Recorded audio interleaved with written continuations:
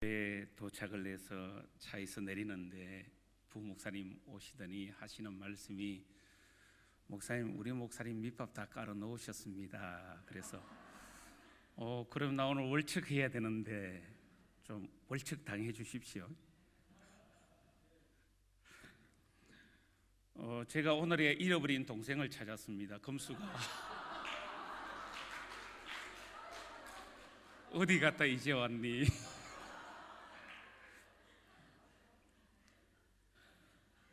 제가 교회 홈페이지를 보면서 황금숙 권사가 있길래 하나님, 잃어버린 동생을 찾았습니다. 그동안이 어디가 있었니? 오늘 또 예배 인도하시는 분이 또 황은주 집사인데요, 사실은 저희 고모님이 황은주입니다. 제가 전에 하던 목회 현장에서 부흥회를 하는데 예배 인도 황금출 목사, 기도 황철주 장로, 설교 황수석 목사. 보세요, 황금출 금입니다. 황철주 철입니다. 황수석 돌입니다. 금과 철과 돌, 기가 막혔습니다. 그것도 금이 낫지 않습니까? 오늘 금수기를 찾아서 너무너무 감사하고요. 제가 아마 이 광진을 향해서 늘 이제 더 기도할 것 같습니다. 우리 고모님도 감사하고요. 목사님께서 밑밥 깔아놓으신 대로 저 이름은 황금출입니다. 여러분 생각하는 그거 맞습니다. 어떤 분이 제게 말씀하세요. 목사님은 이름을 잘못 지었습니다. 그래서 뭐라고 지으면 된대요? 그랬더니 황금입이라고 했으면 더 좋았을 텐데, 그 입이 이 입을 얘기하는지 덜 입자를 얘기하는지 모르겠습니다. 아마 덜 입자 같아요. 그래서 제가 꿈보다 해몽이 좋다고, 아니요, 내게 있어서 황금은 믿음이고 하나님의 말씀입니다. 이걸 전한다고 내보낸다고 하는 것은 아마 우리 조부님께서 욕심이 많으시지만 손주가 장손이거든요. 제가 우리 한가는 3개밖에 없는데요, 제가 본 평해 한가 30대 장손입니다. 근데 조부님께서 제가 목사가 될 줄 알고 이름을 황금출이라고 지었으니 그분의 성견 지명이 참 대단하시다 하는 생각을 합니다. 저 이름 때문에 이런저런 에피소드가 참 많습니다. 참 감사하고요. 처음에는 이 이름이 너무너무 부끄러웠는데 제가 예수를 믿고 복음 전하는 삶을 살면서 보니까 이름이 너무너무 좋았습니다. 오늘도 황금이, 제게 있는 하나님의 말씀, 제게 있는 믿음이, 제 속에 있는 주님을 향한 뜨거운 열정이 여러분들을 향해서 막 쏟아지기를 주의 이름으로 축원합니다. 오늘 낚여주세요. 월척 당하셔야 됩니다. 밑밥을 목사님이 깔아놓으셨기 때문에 여러분 월척을 당하셔야 됩니다. 하루는 저희 아들이, 지금은 이제 목사가 됐습니다. 제 아들이 목사인데요, 고등학교 때 학교 갔다 오더니 제게 이런 말을 했습니다. 아빠, 오늘 학교에서 이상한 일이 있었어요. 무슨 일이 있었니?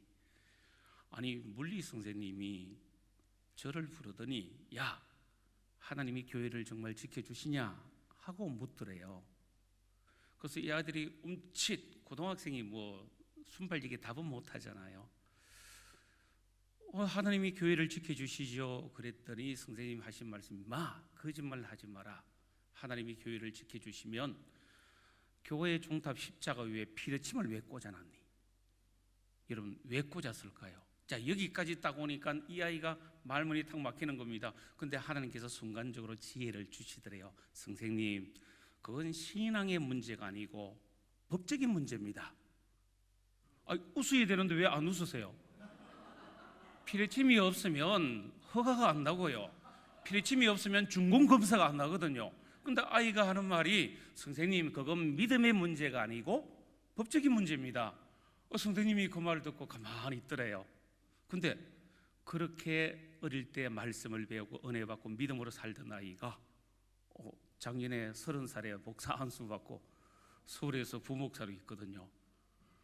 찬양 인도하신 분 아주 리액션이 커서 너무 좋습니다. 더 크게 해주세요. 제가 섬기는 교회는 김해 감천교회입니다. 그냥 촌입니다. 리단이요. 그러나 제가 자랑하는 것은 우리 교회 역사가 올해 129년입니다. 내년이 130년입니다. 1895년도에 교회가 세워졌거든요. 미국 북장로교회 선교사들이 세운 교회입니다. 부산은 보통 호주 장로교회인데 저희 교회하고 이웃의 김해 교회는 미국 북장로교회에서 세웠는데 그 북장로교회 선교사 가운데 배어드라고 하는 선교사가 있는데 한국 이름으로 배위량입니다. 여러분 그분의 사모님이 찬송 지은 것이 우리 찬송가에 한곡 있다는 거 아시죠? 375장 나는 갈 길 모르니 주여 인도하소서. 그 사모님이 조선 땅에 와서 대구에서 선교를 하다가 아이를 잃어버려요. 젊은 나이에 아이를 잃어버리고 가슴을 치면서 기도하면서 지은 노래가 나는 갈 길 모르니 주여 인도하소서. 어디 가야 좋을지 나를 인도하소서. 이 찬송을 지었거든요. 오늘도 혼자서 이 찬송을 불러봤습니다. 하나님의 은혜가 참 감사했어요. 아까 찬양 인도하시는 분들 행복에 대해서 하는데 눈물이 왈칵 쏟아지는 게 하나님 너무너무 감사합니다. 부족한 저를 사랑해 주시고 구원해 주신 그 은혜가 얼마나 크고 감사한지요. 그리고 감사하게도 하나님을 섬길 수 있는 교회를 허락해 주셔서 제가 섬기고 있는데 더 놀라운 것은 제가 그 교회에 35년 전에 전도사로 섬기던 교회에 제가 처음으로 부교역자로 목회하던 교회가 그 교회인데 35년이 지난 다음에 장로님들께서 연락이 왔습니다. 목사님 오셔서 우리 교회에서 목회 마무리하세요.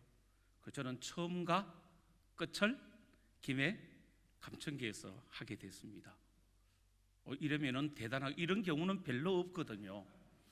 저는 생각을 합니다. 저의 목회의 시작도 김해 감천교회였고 저희 목회의 마지막도 김해 감천교회에서 마칠 수 있으면 참 좋겠다 하는 게 제 마음의 소원이고 기도를 합니다. 그런데 우리 교회는요 그냥 리단이 시골이지만 우린 젊은 사람들이 참 많으세요. 30대, 40대 부부가 많으세요. 이러면은 목사님 말씀에 무슨 능력이 있으신가 보다. 아니요, 저는 전혀 아니고 여러분 지금 보는 대로 저는 촌말 쓰고 설교 스타일도 촌이고 이따 보세요 촌스럽게 하는데 근데 40대가 많아요. 그건 우리 교회 슬로건입니다. 그냥 자녀들은 전부 다 본교회로 들어오도록. 그러니까 장로님, 집사님, 권사님의 자녀들이 학교를 졸업하고 직장 생활을 하는데 주일 되면 전부 다 교회로 들어옵니다. 대구에서도 오고요. 부산 곳곳에서 다 옵니다. 그런데 영도에서 오는 사람은 없는데 금수가 이제부터는 우리 교회로 와야 돼. 목사님 죄송합니다. 저희는 객지에 나간 자녀들이 모교회로 다 들어옵니다. 그러니까 신앙의 대가 이어지잖아요. 3대 장로 가정이 있고요 4대 장로 가정이 있습니다. 왜? 역사가 오래되잖아요.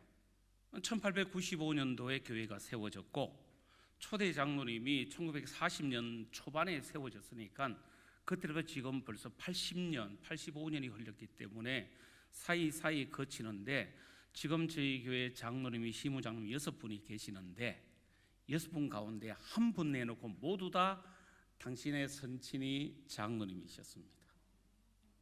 그래서 교회 당회실에 가면 사진이 있는데 저기 할아버지 사진 있고 여기 아버지 사진 있고 여기는 자기 사진이 붙어 있는데 우리는 좀 독특한 교회입니다.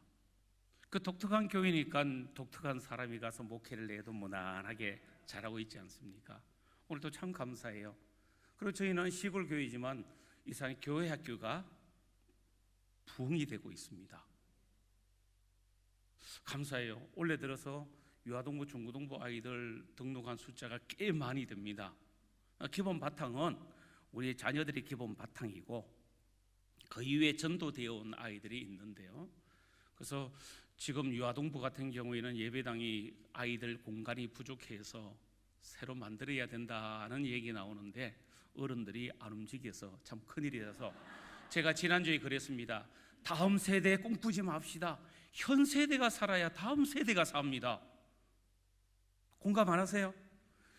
저와 여러분, 우리 현 세대가 살아야 다음 세대가 살거든요.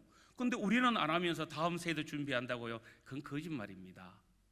우리 세대가 살아야 됩니다. 저와 여러분이 살아야 되고 우리 세대가 살아야 다음 세대를 꿈꿀 수 있지 않습니까? 그런데 오늘 우리가 다 죽어가면서 다음 세대에게 왜 책임을 자꾸 넘깁니까? 그건 아니거든요. 그래서 장로님들께 우리 이 세대, 우리 예수 잘 믿읍시다. 바르게 믿읍시다. 우리가 살아야 우리 자손들이 살 것 아닙니까? 아니, 아버지 어머니가 주일 성수도 잘하지 않고 11조도 잘하지 않고 하나님 앞에 진실한 믿음의 삶을 살지 못하는데 자식들에게 어떻게 그걸 기대할 수가 있겠습니까? 본대로 배운 대로 살아가는 법입니다. 이렇게 제가 고함을 치고 침이 튀어나오는데 앉아 계신 분들은 너무 넉넉하세요. 어떤 태풍이 와도 흔들리지 않고요, 어떤 말을 쏟아부어도 흔들리지 않는 담대한 믿음을 우리 교회 성도들은 가지고 있습니다. 그래서 저는 너무너무 좋습니다. 그래서 집에서 낚아보지 못한 월척 오늘 한번 낚아보려고 하니까 입질도 많이 해주시고 좀 잘 걸려주세요. 그래야 저도 힘을 내서 시골에 가서 또 저도 힘있게 목회할 것 아닙니까? 사실은 생긴 건 아주 도시스럽게 생겼는데 시골에서 살고 있습니다. 어떤 기독교 상담학자가 평생을 상담을 하고 마지막에 책을 한 권을 쓰면서 결론적으로 이런 내용을 기록을 했습니다. 나는 오랫동안 수많은 신앙인들을 만났습니다. 그리고 그들을 상담했습니다. 그런데 그 사람들이 겪는 정서적인 문제의 주요 원인은 한 가지였습니다. 부조건적인 하나님의 은혜와 용서를 깨닫지 못하고 있더라. 그리고 깨달은 사람도 그걸 받아들이지 못하고 있더라. 받아들인 사람도 그것을 누리지 못하고 있더라. 여기에서 신앙인들의 정서적인 문제나 영적인 문제가 생기더라는 겁니다. 가만히 생각해 봤습니다. 예수 그리스도의 그 은혜와 용서를 내가 깨닫고 그것을 내가 믿음으로 받아들이고, 자, 여기서 끝나면 안 되죠. 그걸 삶을 통해서 누리는 단계까지 나아갔을 때 이게 온전한 신앙생활이고 하나님이 원하는 믿음의 삶 아니겠습니까? 근데 많은 성도들에게 이것이 다 빠져 있더라는 겁니다. 하나님의 참 사랑을 깨닫지도 못하고 하나님의 참 사랑을 모르는 데서 사람들의 문제가 시작되더라는 겁니다. 그럼 냉정하게 보세요. 아까 제가 찬양하면서 눈물 흘린 이유 가운데 하나가 하나님 어떻게 나 같은 사람에게 은혜를 주시고 구원을 베푸시고 하나님의 은혜 안에서 내가 행복을 누릴 수가 있는지요. 하나님이 내게 주신 사랑이 너무 큽니다. 이걸 생각하니까 그냥 울컥해지고 눈물이 쏟아지는 겁니다. 그런데 가만히 생각해 봅니다. 여러분, 제 말을 곡해하지는 마시고요, 우리가 구원받은 것은 값없이 주시는 하나님의 은혜의 선물이라고 얘기를 하죠. 그러나 저는 여기에서 아니라고 생각을 합니다. 절대로 값없이 주시는 하나님의 선물이 아닙니다. 여러분, 내가 수고하지 않았다고, 내가 값을 지불하지 않았다고 그게 공짜가 될 수가 있습니까? 나는 한 것이 아무것도 없습니다. 그저 믿으라니 믿었고 받아들이라니 받아들였고 누리라니 누리는 것뿐입니다. 내가 한 것 하나도 없습니다. 그러나 나에게 이런 은혜와 구원을 주시기 위해서 누군가는 대가를 지불했잖아요. 누구요? 하나님께서. 어떤 대가를요? 당신의 독생자를 십자가에 죽기까지 내놓으셨잖아요. 그러면 저와 여러분이 받은 구원은 값없이 주신 것이 아니죠. 하나님께서 당신의 독생자의 생명을 내어놓고 저와 여러분을 구원해 주셨는데, 여러분, 이게 어떻게 값없이 주시는 하나님의 은혜이고 선물입니까? 여러분 집에 자녀들, 어린 아이들이 있다고 생각을 합시다. 이 아이들을 아무것도 안 해도 엄마가 먹이고 입히고 재우고 다 학교 보내줍니다. 이놈은 공짜로 받습니다. 그러나 이놈에게 공짜로 주기 위해서 엄마 아빠는 새벽에 일어나서 열심히 일하고 노력해서 수고의 대가로 이 아이들을 먹이고 입히고 재우고 교육시키잖아요. 이 아이들은 노력한 것이 없지만 이 아이들을 양육하기 위해서 그 부모는 피땀 흘리면서 일하고 노력한 대가로 아이들은 먹고 자라는 거거든요. 우리 아이들에게 이걸 가르쳐야 되거든요.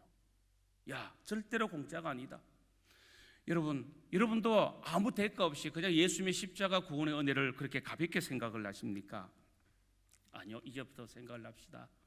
내가 받은 구원은 하나님께서 그의 독생자 예수의 목숨을 내어놓고 목숨을 대가로 받은 구원이니까 여러분, 이 구원이 얼마나 귀하고 아름다운지요. 좀 전에 말씀드린 그 기독교 상담학자 말처럼요, 예수 믿는다고 하면서도 이 큰 사랑을 깨닫지 못하더라는 겁니다. 깨달아도 믿음으로 받아들이지를 못하더라는 겁니다. 받아들여도 누리지를 못하더라는 겁니다. 여기에 우리의 문제가 있는 것 아닙니까? 저는 현 세대의 문제가 바로 여기에 있다고 생각을 합니다. 우리가 살아야 합니다. 우리가 하나님의 은혜를 누려야 합니다. 그래야 우리 아이들에게 이것을 전해줄 수 있지 않겠습니까? 그것이 오늘 성경에 보니까 분명히 나와 있습니다. 아들을 아끼지 아니하시고 내어주신 하나님 아버지의 사랑이 우리에게 있습니다. 32절에서 말씀을 하고 있잖아요. 32절 말씀 봅니다. 자기 아들을 아끼지 아니하시고 우리 모든 사람을 위하여 내어주시니가 어찌 그 아들과 함께 모든 것을 우리에게 주시지 아니하겠느냐 그랬습니다. 여러분, 이보다 더 큰 사랑이 어디에 있겠습니까? 내 목숨 주는 것보다 내 아들을 주는 게 더 어렵지 않습니까? 이게 부모의 마음이잖아요. 아들까지 내어주신 그 하나님 아버지께서 다른 무엇을 아끼시겠습니까?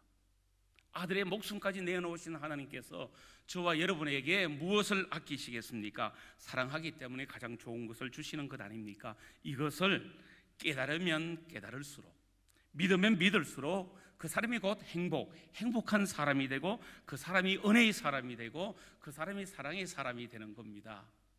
저는 성도들에게 이런 얘기를 해요. 여러분 한번 혹시나 속으로 답을 내보세요. 목사가 여러분들을 섬기는데 가장 아름다운 섬김이 뭐라고 생각을 하십니까? 저는 분명히 얘기를 합니다. 목사로서 제가 여러분을 위해 섬길 수 있는 것은 두 가지밖에 없습니다. 하나, 기도와 말씀밖에 없습니다. 목사가 화장실 청소한다고 섬기는 거 아니고요, 목사가 청소한다고 섬기는 거 아닙니다. 목사의 진정한 섬김은 말씀과 기도입니다.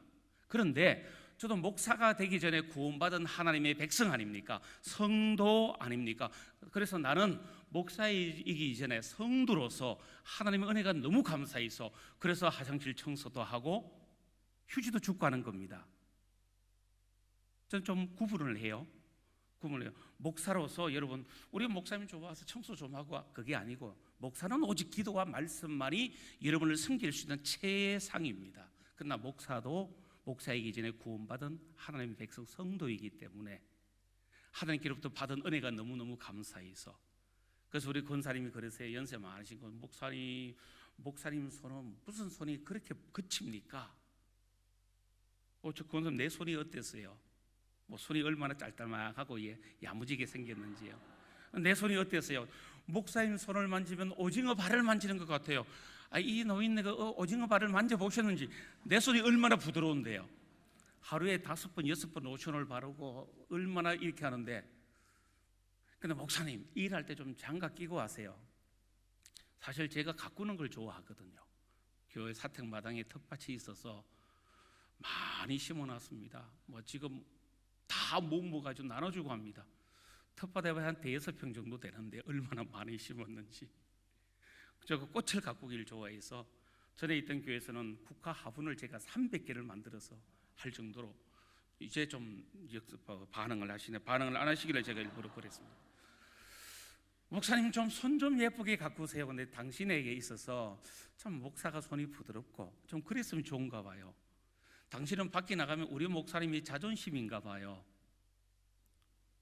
그래서 목사님이 잘나야 우리가 나가서 좀 떳떳하게 좀 얘기할 거 아닙니까?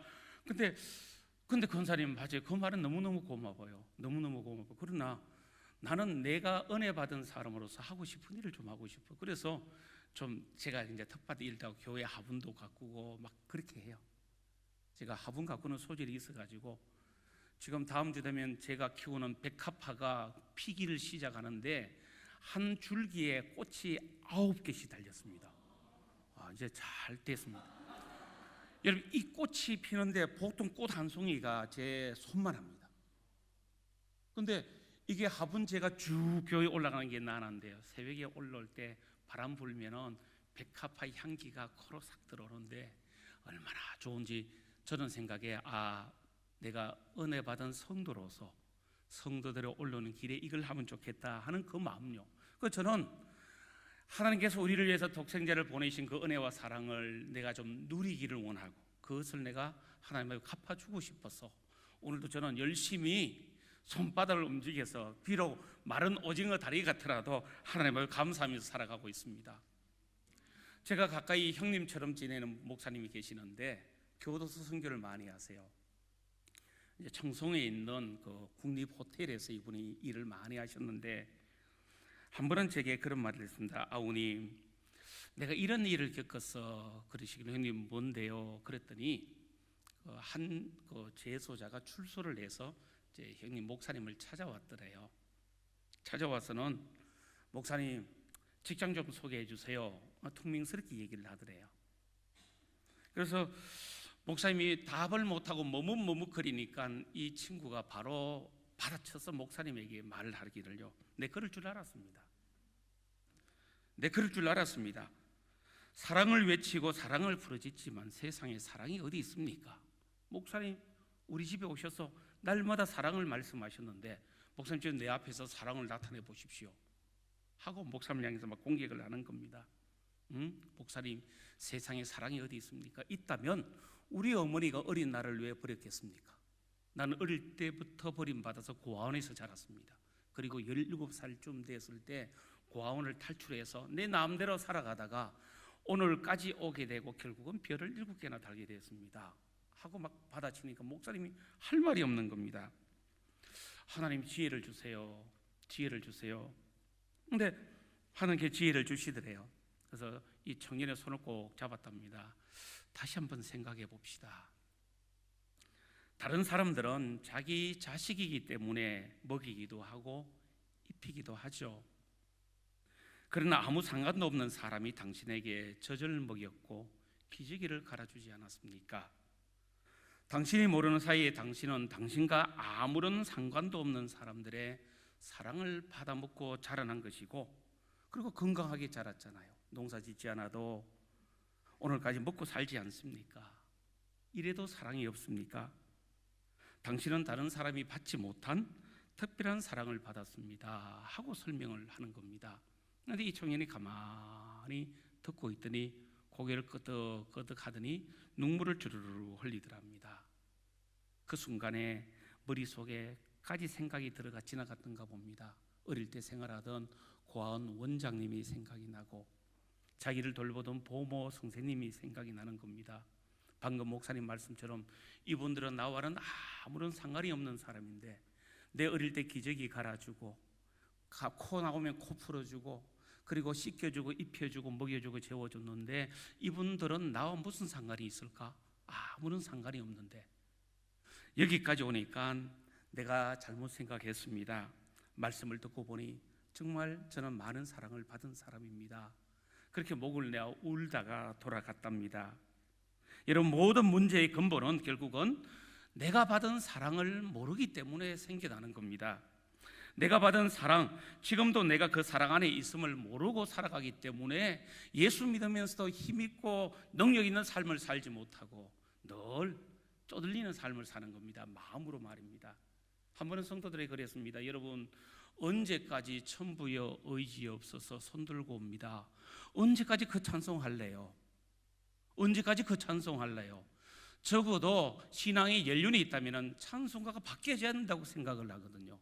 처음 죄를 회개하고 돌아올 때는 당연히 천부여 의지 없어 손들고 옵니다만 그냥 지금까지 믿음으로 살아오면서 내 입에서 고백은 주 예수와 동행하니 그 어디나 하늘나라 내 영혼이 은총 입어 중한 죄짐 벗고 보니 내 영혼이 은총 입어 중한 죄짐 벗고 보니 이제는 주 예수와 동행하는 그 모든 것이 천국이더라. 그래서 내가 비록 어렵고 힘든 곳에 간다 할지라도 그것이 주님 계신다면 천국이고 내가 어렵고 힘든 일을 당한다 할지라도 주님이 함께 하시면 이건 주님의 일이라 생각되니까 여러분 기쁘고 즐거울 수밖에 없잖아요.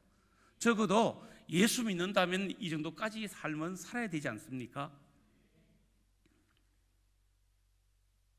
그리고 34절 말씀을 한번 봅니다. 제가 읽어봅니다. 누가 정죄하리요? 죽으실 뿐 아니라 다시 살아나신 이는 그리스도이시니 그는 하나님 우편에 계신 자요 우리를 위하여 간구하시는 자신이라 그랬습니다. 우리를 의롭다고 인정하시는 예수님의 사랑이 여기에 있습니다. 여러분 혹시 소설 양치는 언덕 읽어보셨나요? 미우라 아야코가 쓴 소설이죠. 저는 양치는 언덕을 몇 번 읽어봤습니다. 너무 좋았어요. 이런 내용입니다. 한 목사의 가정이 있고 그 집에 나오미라는 딸이 있었습니다. 나오미가 성장을 했습니다. 그런데 로이치라고 하는 한 남자를 알게 되고 그 남자와 함께 가출을 해버리고 맙니다. 목사님 딸입니다. 두 사람 처음에는 없어서 못 산다고 생각을 하고 둘이 결혼식을 올리고 둘이 도망가서 살았는데 어느 날 로이치가 그냥 폐병에 걸리고 말았습니다. 뭐 지금은 별거 아니지만 옛날에는 큰 병이었다고 그래요. 그 도저히 살 수가 없어서 그리고 술만 먹으면은 폭력을 행사하니까 나오미가 그냥 남편을 버리고 자기 아버지가 친정집으로 와버립니다. 이 병에 걸린 로이치가 혼자 살아갈 수 없으니까 나오미를 찾아서 처갓집으로 옵니다. 근데 장인이 목사잖아요. 미워도 뭐 어떻게 하겠습니까? 집으로 불러들였습니다. 그리고 가족들이 정성을 다해서 로이치의 뒷수발을 들어줍니다. 근데 로이치는 재주가 하나 있어서 그림 그리는 재주가 있어서 2층 다락에다 조그마한 작업실을 만들어 놨습니다. 그리고 아침 먹고 올라가서 거기에서 그림을 그리고 그렇게 하기를 합니다. 아무도 못 올라오게 합니다. 그래서 어느 날 나오미에게 말을 합니다. 나오미, 내가 지금 그림을 하나 그리고 있는데 이번 크리스마스 선물로 내가 그걸 당신에게 주고 싶습니다. 그리고 크리스마스가 다가왔습니다. 로이치가 그림을 완성을 했습니다. 그리고 그 위에다 흰 천을 씌워놨습니다. 이제 오늘이 지나고 내일이면 크리스마스입니다. 이제 나오미에게 줄 기대감에 부풀어 있습니다. 그런데 그날 밤에 옛날에 만나던 그런 어떤 언니 한 분이 찾아왔습니다. 이해가 되십니까? 옛날에 좀 이상하게 놀 때 같이 어울리던 여자분이 찾아왔다는 얘기입니다. 목사가 여기서 다른 말을 좋은 말을 써야 되니까 제가 이렇게 어렵습니다. 찾아와서 한번 만나달라고 합니다. 아니, 나는 당신과 이미 모든 게 정리됐습니다. 나는 이젠 옛날 생활로 돌아가지 않습니다. 아니요, 로이치 한 번만 더 만나주세요. 아니요, 나는 그럴 수가 없습니다. 오늘 한 번만 만나주면 이제 다시는 당신 앞에 나타나지 않겠습니다. 로이치가 그 말을 듣고 여인을 찾아가서 만납니다. 그리고는 앞에 잔이 2개 놓여져 있습니다. 따르르 한 잔 드세요. 주님이십니다. 술주자요. 그러니까 아니요, 나는 그럴 수가 없습니다. 나는 안 마시겠습니다. 마시세요. 안 마시면 한 잔만 한 번만 마셔달라고. 이번만 마셔주면 내가 그냥 놓아드릴게. 로이치는 그 말에 쏙습니다. 그리고 한 잔을 마셨습니다. 근데 이 못된 여인이 그 안에 약을 타놓았습니다. 머리가 어지러해지고 눈이 감기기 시작을 합니다. 로이치가 생각을 합니다. 여기서 내가 쓰러지면 안 돼. 그리고 문을 박차고 밖으로 나왔습니다. 나왔는데 크리스마스 이브니까 얼마나 눈이 많이 왔는지 정신 차려야 돼. 정신 차려야 돼. 가다 결국은 넘어졌습니다. 그리고 잠이 들었습니다. 그리고 그 다음날 아침에 누군가에 의해서 발견되었습니다. 그리고 장례식을 다 마쳤습니다. 나오미가 유품을 정리하러 다락에 올라갔다가 흰 천이 하나 덮여있는 이젤 그림 합판을 보게 됩니다. 흰 천을 벗겼더니 그 안에 십자가에 달리신 예수님이 그려져 있었습니다. 그런데 그 십자가를 가만히 보니까 그 십자가 밑에 쪽에 한 청년이 허리를 숙이고 두 손을 모으고 엎드려 있는 모습이 보입니다. 가만히 보니까 로이치였습니다. 그리고 그 손 위로 예수님의 보혈이 떨어지고 있는 겁니다. 여기까지 하면 내용 그림이 그려지시죠?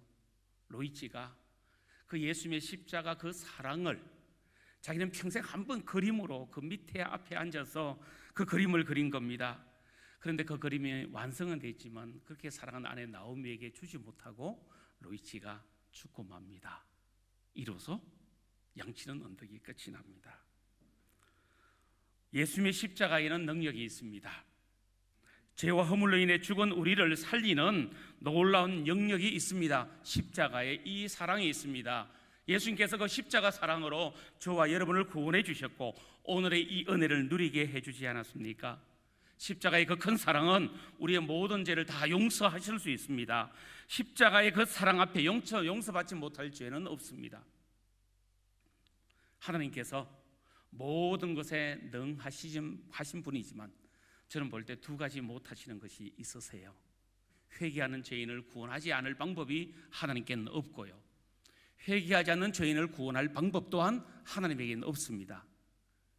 하나님의 은혜가 저와 여러분 가운데 있지 않습니까? 오늘도 그냥 이쁘라고 달아놓은 십자가가 아니라 이 십자가 구속의 은혜가 저와 여러분을 살리셨습니다. 오늘도 우리는 그 은혜 가운데 살아갑니다. 이걸 되새기기 위해서 세워놓은 것 아닙니까? 그렇습니다. 우리를 의롭다 하시는 예수 그리스도의 사랑이 오늘도 저와 여러분 가운데에 넘치기를 주의 이름으로 축원합니다. 그리고 마지막 37절 말씀을 보면은 이렇게 기록을 합니다. 이 모든 일에 우리를 사랑하시는 이로 말미암아 우리가 넉넉히 이기느니라 그랬습니다. 우리를 승리하도록 도우시는 성령님의 사랑이 여기에 있습니다. 여러분, 우리는 깨지기 쉬운 질그릇 같은 존재입니다. 작은 충격에도 깨지기 쉽습니다. 여러분, 얼마나 우리가 연약한데요. 여러분, 저를 보시면 제가 강해 보이세요? 아니요, 제가 얼마나 부드러운데요. 오늘 아침에도 되게 큰 제가 상처를 받았습니다. 아침에요, 집사람하고 별거 아닌 거 가지고 서로 얼굴 한 번씩 툭 붉히고 왔습니다. 그게 오늘 하루 종일 떠나질 않는 겁니다. 사실 아까 내가 운 것 가운데 하나가 하나님 내가 잘못했어요.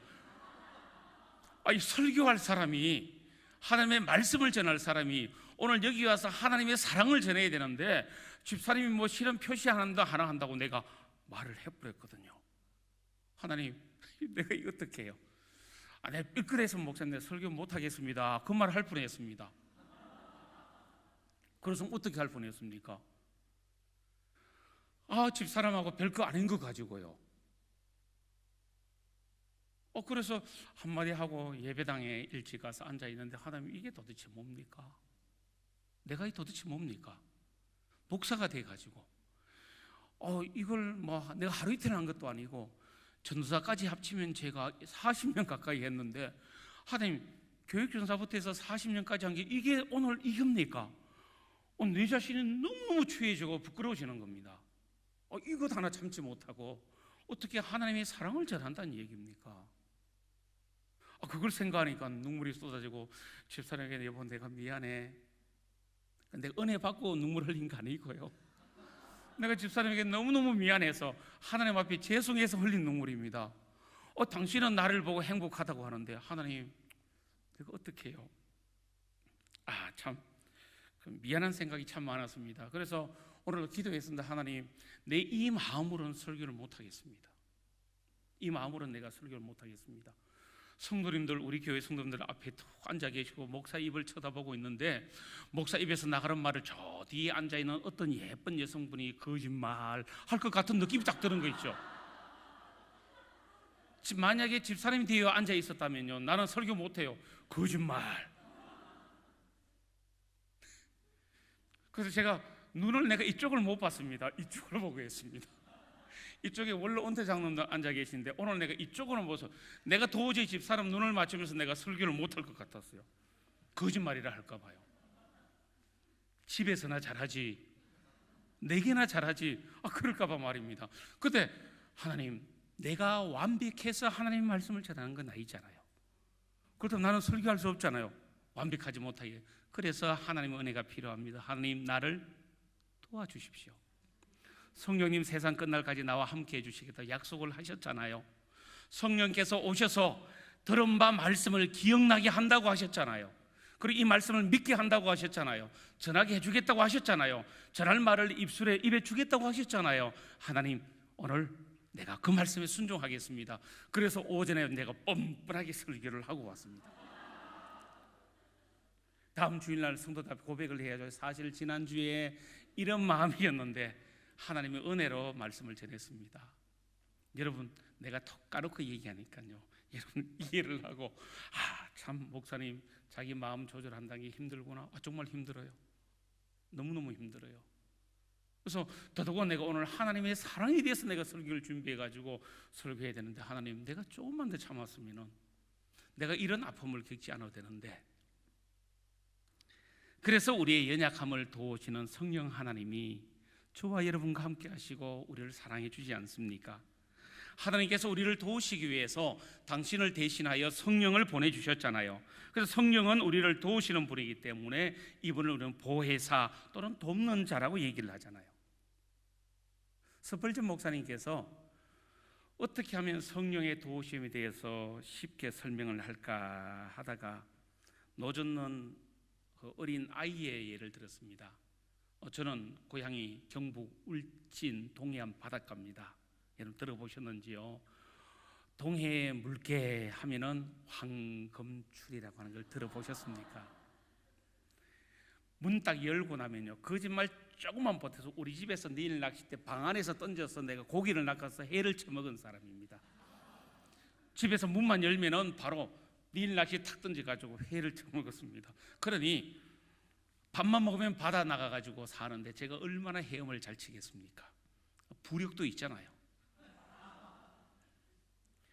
아이고, 그리고는 저희 선친께서 바다 사업을 하셨기 때문에 이 노젓는 일은 제가 도가 터 있습니다. 그래서 스펄전 목사님이 이걸 얘기를 하는 겁니다. 양쪽도 있잖아, 그죠? 아들을 앞에 앉히고 아빠가 뒤에서 이 아이의 손에 손을 얹고 같이 노를 젓는 거 있죠. 자, 스펄전 목사님이 성령께서 성도를 도우시는 것을 노젓는 아이를 도우시는 아버지의 비유를 했습니다. 그저 아이는 손을 얹고 있으면 되죠. 아빠가 힘을 줘서 노를 저어주니까 그저 우리는 믿고 믿음으로 맡기고 하나님의 처분을 기다릴 뿐입니다. 그러면 그 다음 일은 당신께서 하세요. 여러분, 왜 하나님을 걱정하세요? 우리 성도들 보니까 하나님을 되게 걱정을 하시는 것 같아요.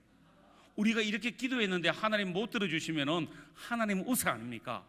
그러니까 성도들이 하나님 걱정하지 않게 하려고 기도를 등한시하고 적게 하는 것 같아요. 여러분, 그러지 마세요. 하나님이 여러분을 걱정하셔야지 왜 여러분이 하나님을 걱정합니까? 우리 하나님은 다 하시는 분이세요. 절대 하나님 걱정하지 마세요. 안면을 딱 떼놓고 얘기를 하세요. 저는 자녀가 3남매가 있는데요, 큰 놈은 이제 말씀드렸듯이 서울에서 목회를 하고 있고, 둘째 놈은 포항에 있는 포스코 퓨처엠이라고 아주 좋은 회사, 지가 그렇게 들어가고 싶어 했는데 들어갔어요. 그리고 딸아이가 해운대에서 사회복지사로 종합복지관에 나가요. 이제 토요일 되면 데리러 갑니다. 근데 아이가 저놈, 아빠 혹시 나를 데리러 올 수 있으세요? 하고 묻습니다. 근데 내가 별로 기분이 안 좋아요. 어떻게 해요? 아빠 데리러 빨리 오세요. 야, 너는 막 이렇게 얘기해야지. 아빠한테 물으면 어떻게 하노? 물으려면 다음부터 얘기하지 마라. 아빠는 네가 말하면 내가 그대로 해줄 마음이 있으니까 아빠 몇 시까지 어디로 오세요? 그렇게 얘기를 해라. 난 그렇게 하고 싶어요. 근데 아빠 자기는 이제 철 들고 하니까 아빠 토요일 날 바쁜데 설교 준비하시는데 걱정하지 마라. 나는 설교 이미 금요일 날 다 끝내놓으니까 토요일 날은 내가 그냥 낮잠 자는 날이고 노는 날이니까 얼마든지 불러라. 토요일 날에 설교 준비 안 하거든요. 금요일까지 다 해놓고 토요일 날은 새벽 기도 갔다 왔어요. 길게 한심 자고요. 낮에 교회 가서 주부하고 일해놓고 오후에 왔어요. 길게 한심 잡니다. 토요일 날 잘 자야 주일 날 설교할 거 아닙니까? 그래서 야야, 앞으로는 그래라. 아빠 올 수 있으세요? 묻지 말고 아빠 몇 시까지 어디로 오세요? 그렇게 얘기를 해라. 그게 아빠가 니를 위하는 살아가는 보람이다. 여러분, 하나님 이거 주시면 어떨까요? 묻지 말고 주세요. 그래서 맡겨놓은 걸 찾듯이 그러세요. 하나님은 그럴 수 있는 분이세요. 준비가 되어 있는 분이세요. 우리가 구하지 않기 때문에 못 받는 것 아닙니까? 여러분, 그렇습니다. 성령은 우리의 기도를 도우세요. 이와 같이 성령도 우리의 연약함을 도와주십니다. 우리는 어떻게 기도해야 할지 알지 못하지만 성령께서 친히 이루 다 말할 수 없는 탄식으로 우리를 대신하여 기도해 주십니다. 여러분, 성령은 우리의 찬송을 돕습니다. 성령은 우리의 전도를 돕습니다. 성령은 우리의 봉사를 돕습니다. 성령은 우리의 헌신을 돕습니다. 하나님 말씀하시기를 무슨 말을 하려면 하나님의 말씀을 하는 것 같이 하고, 무슨 일을 하려면 하나님이 공급하신 힘으로 하라 그랬습니다. 하나님이 다 할 수 있도록 공급해 주세요. 흔히 그러잖아요. 자리가 사람을 만든다고. 자리가 사람을 만든다고. 저희는 작년에 40대 장로님이 2분 세워주셨어요. 그리고 50대 초반 젊은 분들이요. 근데 교회 가면 그럽니다. A라고 하는 장로님에게 교인들이 장로님 안 하고 이름 부릅니다. 그래서 아니 왜 장로님에게 이름을 부르세요? 집에 가서 야야 하든지 누구의 애비야 하든지 야임마야 하든지 알아서 하시되 교회 오시면 제발 좀 장로님이라고 불러주세요. 그 엄마가 철수야 그럽니다. 철수가 뭡니까? 우리 교회 철수라는 집사님 계세요. 그 농장도 철수 농장이라고 있어요. 그 목사님 우리 농장 이름 뭐라 지을까요? 그래서 뭐라 지긴 뭐라 지 철수 농장이라고 지으라고. 그래서 철수 농장에 블루베리 농사를 하는데 대박을 치는 거 아닙니까? 이름 잘 지어가지고요. 철수, 안철수가 아니고요. 이철수. 근데 아니 교회 오면은 어머니 그래요. 철수야 그래요. 아니 권사님 철수가 뭡니까? 철수가 집에 가서는 부르더라도 교회에서는 직분을 불러주세요. 너무너무 편한가 봐요. 그래서 제발 좀 그렇게 하십시다. 말 한마디 하더라도. 우리는 전부 다 지역이 시골이니까 인척들이 많잖아요. 그래서 그런 사람들끼리 얘기하면 그럽니다. 형님 그럽니다. 동서 그럽니다. 아니 무슨 집에 가서 할 일을 갖다 여기 와서 하냐고. 교회 와서는 권사님하고 집사님하고 하세요. 근데 제가 몇 번 하다 보니까 이래다가 나를 싫어할 것 같더라고. 목사가 왜 미움을 받아요? 나도 여러분의 사랑을 받고 싶어요. 그래서 하든지 말든지 알아서 하세요. 목사는 할 만큼 했습니다. 그렇다고 내가 바르게 가르친다 그래요. 그게 구원하고도 아무 상관이 없는 거고, 그런다고 내가 목회 잘한 것도 아니고, 나도 여러분에게 사랑을 받고 싶고 앞으로 남은 기간 나도 무리 없이 목회하고 이 교회에서 끝내고 싶은데 괜히 미움 줄 필요 없잖아요. 그래서 목사가 이렇게 노골적인 말을 못하니까 여러분 교회 와서는 무슨 말을 하더라도 하나님의 말씀을 하는 것 같이 합시다. 말 한마디 조심합시다. 무슨 일을 하려면 내 힘으로 하려고 하죠. 여러분 열심으로 하지 마세요. 열심으로 하다 보면 틀림없이 시험 듭니다. 그저 하나님께서 주시는 만큼만 최선을 다하십시오. 하나님께서 내게 공급하시는 힘으로 하라 그랬으니까요. 그래서 일하는 걸 좀 못하게 합니다. 너무 지나쳤는데 어떤 때는요. 집에 남편 밥도 안 차려주고 옵니다. 집에 가세요. 제발 집에 가세요. 집에 일도 못하면서 교회 와서 일한다는 거고 거짓말이더라고요. 집에 가서 잘하세요. 성령께서 우리를 도우세요. 그래서 어떤 일을 할 때 여러분 절대로 주저하지 마세요. 예를 들어서 이거요. 여러분 제가 말하는 거 겸손일까요? 교만일까요? 한번 생각해 보세요. A라는 집사님이 있습니다. 다른 목사님께서 연말에 집사님 내년에 구역장이 필요한데 저기 영선동 쪽에 구역장이 한번 필요한. 제가 그냥 영도에 아는 지역이 영선하고 청각밖에 없어가지고요. 구역장 좀 하실래요? 하고 담임 목사님 힘들게 예를 들어서 냈습니다. 그럼 여기에서 A라는 집사님 반응이 나옵니다. 1반응과 2반응입니다. 목사님 나는 할 줄 몰라요. 더 잘한 집사님 시키세요. 이게 교만일까요? 겸손일까요? 그 다음 그대로 두고요. 대2의 대답입니다. 목사님 내가 할 줄 아는 게 뭐가 있습니까? 제주가 매주라고요. 그래도 목사님 시키시면은 하나님 은혜를 기대하면서 한번 해보겠습니다. 이게 교만일까요? 겸손일까요? 그러면 다시요. 제 1번하고 2번입니다. 겸손이 어떤 겁니까? 2번입니다. 하나님의 일을 왜 자기 힘으로 하려고 합니까? 그러니까 문제가 생기는 거죠. 하나님의 일은 하나님이 공급하시는 힘으로 합니다. 하나님이 다 도와주려고 준비하고 계세요. 이렇게 제가 얘기했는데 연말 돼서 담임 목사님, 부목사님께서 뭔가 얘기를 하는데 목사님 나는 시간도 없고요 물질도 없고 재주도 없어가지고 못해요. 교만한 짓 하지 마세요. 부족하지만 맡겨주시면 내가 한번 해보겠습니다. 나는 못하지만 하나님의 은혜를 힘입고 한번 해보겠습니다. 그게 진정한 겸손이거든요. 성령께서 우리에게 이런 마음을 주세요. 도와주세요. 이 사랑을 여러분 깨달아야 합니다. 아니 목사님 나는 예수 믿은 지 오래됐는데요. 아니 다시 깨달읍시다.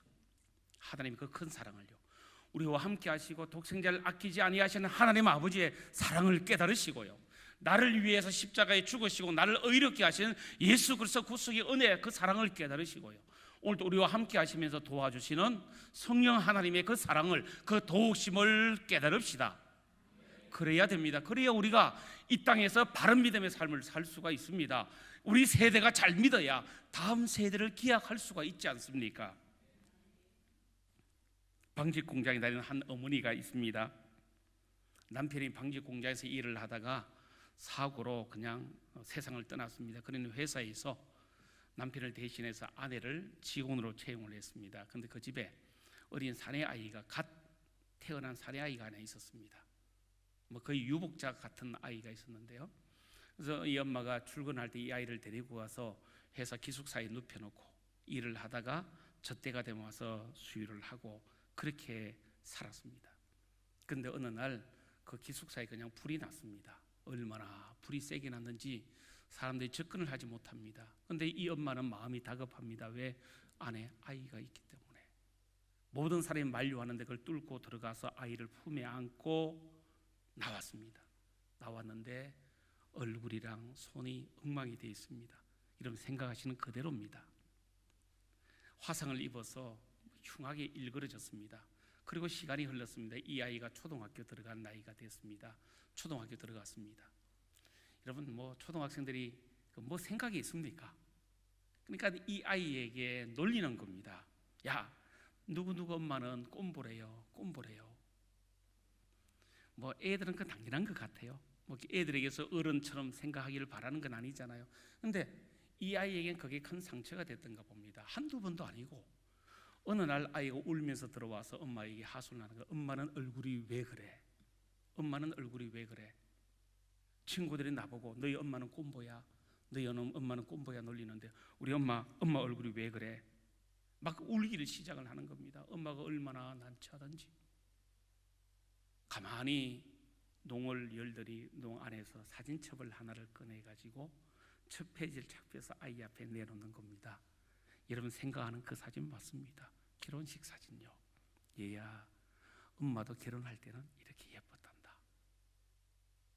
그리고 설명을 합니다. 여차는 저차요. 저차는 여차라. 그래서 이렇게 되었단다 하고 설명을 하니까 어린 아이도 엄마가 작은 설명하니까 그 깨달은 겁니다. 엄마 품에 와라. 안기면서 엄마 미안해. 엄마 내가 생각이 짧았어. 그리고는 친구들이 너 엄마 곰보야 하면은 아이는 자신에게 얘기합니다. 아니야, 우리 엄마는 천사야. 우리 엄마는 세상에서 제일 예쁜 여자야 라고 얘기를 했다고 하는, 엄마의 사랑을 확정받고 나니까 누가 뭐라 해도 엄마가 부끄럽지 않은 겁니다. 엄마의 사랑을 확정받고 보니까 아이들이 아무리 놀래도 그것은 개의치 않습니다. 엄마의 사랑을 확정받고 나니까 이후에 엄마가 나를 어떻게 대해야 하든지 엄마의 진심 사랑을 알잖아요. 그래서 절대로 의심하지 않았다고 합니다. 여러분 그렇습니다. 엄마의 사랑을 깨달았기 때문에 이 아이는 엄마가 자기를 향해서 심한 말을 해도 매질을 해도 뭐라 해도 이 아이는 흔들리지 않습니다. 왜? 나를 사랑해서 당신의 목숨을 버릴 뻔했잖아요. 이 사랑을 깨달았기 때문에요. 여러분 우리 하나님 아버지의 사랑이 이 엄마의 사랑만 못합니까? 당신은 우리를 구원하시기 위해서 당신의 독생자를 이 땅에 내려보내지 않았습니까? 그리고 십자가에 죽게 하지 않았습니까? 이런 왜 이 하나님의 큰 사랑을 우리가 깨닫지 못합니까? 그래서 오늘 설교 제목을 그렇게 잡았습니다. 다시 깨달은 그 사랑이라고요. 믿음이 약할 때는 하나님의 사랑을 잘 알지 못합니다. 그래서 자주 흔들리기도 하고요. 사람들의 작은 말에도 영향을 받기가 쉽고요. 열심히 했는데 목사가 알아주지 않는다고 그게 서운해하기도 합니다. 그래서 저는요 주일날 헌금 기도할 때 쭉 기도합니다. 기도하면 혹시나 빼먹을 거 없을까? 하나님 강단에 꽃꽂이 하신 분, 주보 접는다고 애쓰신 분, 여기에 물 올려 놓으신 분, 하단에 풀 뽑으신 분, 이걸 일일이 다 검명을 해야 된다니까요. 그러다 보면 이 기도 시간 되게 길어져요. 왜? 혹시라도 목사가 실수로 주보 접는 그분에, 우리 원래 87 되시는 집사님이 주보를 접으세요. 그래서 당신 평생 그거 하시라고 했는데 혹시라도 내가 주보 접는 그 집사님의 축복 기도가 빠질까 봐 우리 권사님 한 분이 강대상에 물을 항상 올려놓으세요. 너무너무 쉽게 올려놨어요. 녹차 티백 한번 넣었다 빼고 올려놓으세요. 너무너무 감사해요. 너무너무 감사해요. 권사님 다음부터는 한 10초 정도 담갔다가 빼세요. 10초 정도 넣었다 빼면 안으로 나오잖아요. 권사님 10초 정도 담갔다가 빼세요. 그래서 오늘 보니까 좀 진하게 울어졌더라고요. 그분을 위해서 기도하는 게 나는 좋아요. 꽃꽂이 하시는 분 한 달에 10만 원밖에 안 주는데 권사님 어떻게든 알아서 만들어서 하세요. 감사하잖아요. 우리 꽃꽂이가 항상 있습니다. 총교회인데요. 또 알고 보면 우리 대동이 화이단지 아닙니까? 지금은 아닌데 옛날에 20년 전에 전국에서 화해가 가장 많은 데가 대동이었답니다. 김해 대동요. 근데 지금은 대파가 유명해요. 875원은 아니고요. 대파가 유명하고요. 그 다음에요, 당근이 유명해요. 여러분 대동 당근 한번 먹어보세요. 다른 당근 입에 안 들어옵니다. 그 다음에 산딸기를 잘해요. 논에다가 산딸기 농사를 지어요. 그 다음에 블루베리를 잘해요. 그리고 우리 사택밭에는요, 부추가 자라고 있습니다. 성도들이요, 참 그래요. 하다가 한번 빼먹었다고 목사님 오늘 내 이름 빠졌어요. 그래서 여러분 제가 기도문을 항상 준비해서 올라가는 거 아닙니까? 토시 하나 틀리면 안 되거든요. 토시 하나 틀. 그리고 마지막에는 이 헌금을 관리하는 종들에게는 하나님 2배의 복을 주십시오. 그러면 헌금 재정 계수하시는 집사님들 아멘 하고 크게 합니다. 남의 기도할 때는 가만히 있다가 자기 기도하면 크게 합니다. 그래도 좋습니다. 목사가 자기를 위해서 기도한다는 거 알아만 주면 좋습니다. 그런데요, 이런 믿음이 없다 보면요, 작은 일에도 조그만 고난이 와도 흔들리기 쉽습니다. 알지 못하기 때문에, 깨닫지 못하기 때문에 무엇을요? 우리를 향하신 하나님의 그 큰 사랑을요. 서두에 말씀드렸듯이요, 저와 여러분이 받은 이 큰 사랑과 이 은혜는 절대로 공짜가 아닙니다. 하나님의 독생자의 목숨값으로 우리가 구원을 받았습니다. 여러분 그 큰 사랑을 여러분 값싸게 취급하지 마세요. 그 사랑을 좀 깨달읍시다. 그리고 받아들입시다. 믿읍시다. 그리고 그것을 누립시다.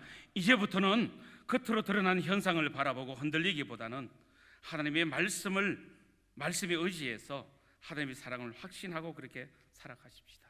지금까지는 몰랐는데 엄마의 그 큰 사랑을 깨닫고 보니, 하나님 아버지의 그 큰 사랑을 깨닫고 보니 뭔가 조금 부족해도 세상에서 내가 제일 행복한 사람이더라. 조금 부족해도 하나님의 그 큰 사랑을 내가 깨닫고 보니 하나님은 나의 아버지시고 아버지의 모든 것이 내 것인데, 참고로 저는 장순이라도 물려받은 거 하나도 없습니다. 그러나 저는 아이들에게 기대하고 물려주는 것이 있습니다. 하나님, 이 아이들 평생의 예루살렘의 복을 보고 이 아이들의 앞길에 시온의 대로가 열리게 해 주십시오. 아빠가 부족한 거 못한 거 아들 목사가 이어받아서 더 잘하게 해주세요. 하나님, 나는 세습을 싫어하지만 시골 교회에 허락한다면 여기라도 와서 목회할 수 있도록 하나님 그 아이에게 은혜를 더해 주세요. 기도하니까 나는 참 행복합니다. 그리고 아침부터 막혔던 집사람에 대한 미안한 마음을 털어놓고 나니까 너무너무 행복해요. 왜? 여러분이 용서해 주시고 하나님이 용서해 주시다는 걸 내가 지금 느끼고 있기 때문에요. 그러고 나는 행복합니다. 여러분의 사랑을 내가 깨닫고 느끼고 보니까 행복하고요. 하나님 아버지 그 큰 사랑을 내가 깨닫고 보니까 너무너무 행복합니다. 제가 깨달은 그 큰 사랑 여러분 다 깨달으시죠? 누리시죠? 그 안에서 하늘의 복을 누리는 모두가 되시기를 주의 이름으로 축원합니다.